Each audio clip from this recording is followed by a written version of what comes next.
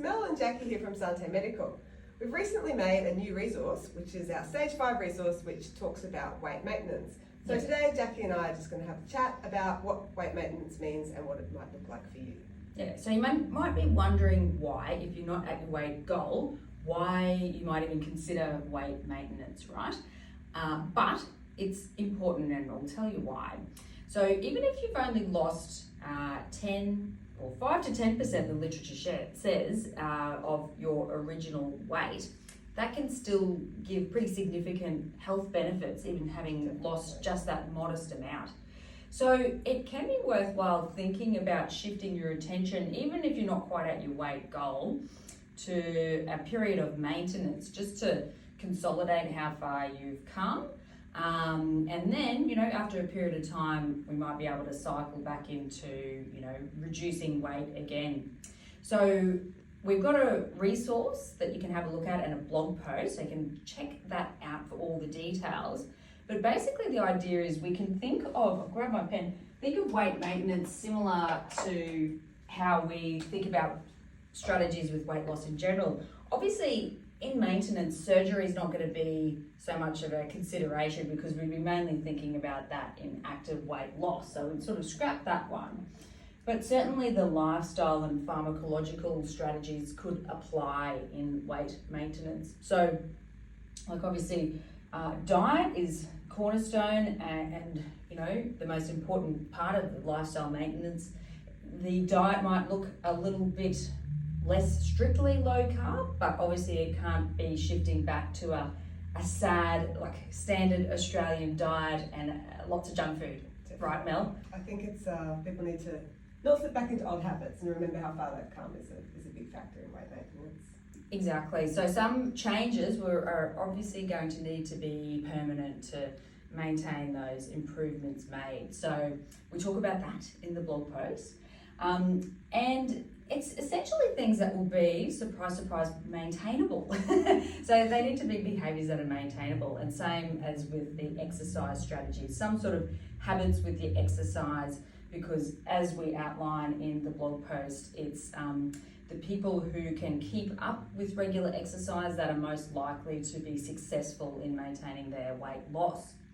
So that'll be important to bed those down.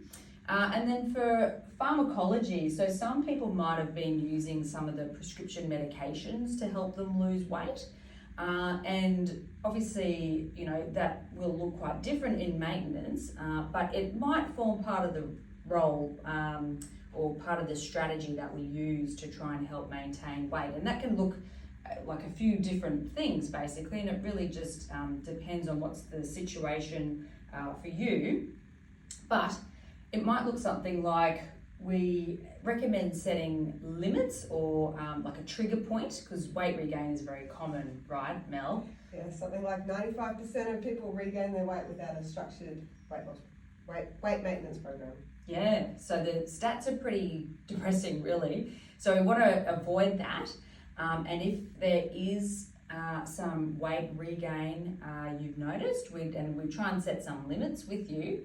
That would be a prompt to come back in, check in with us again, try and troubleshoot why that might be.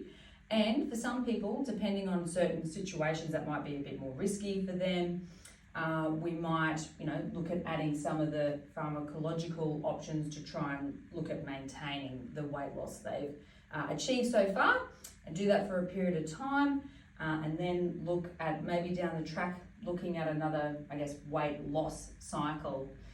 Because, what do you think, what would be the benefits of trying to maintain, Mel? Well, I think there's psychological and physiological benefits of having a period of maintenance. I think for some people, that thinking about weight loss all the time can become dangerous and obsessive even sometimes. So, and exhausting.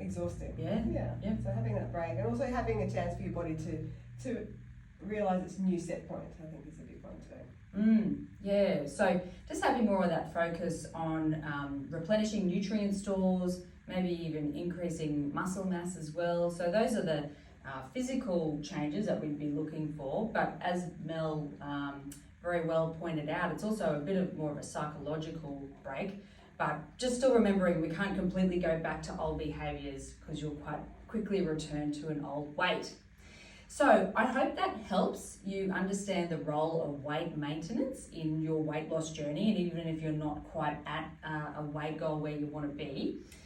If you want to discuss further or find out more about how you might look at a period of maintenance in what you're doing, come and see us, come and talk to Mel or myself, or have a look at our blog post. Okay, thanks and bye for now. Thank you.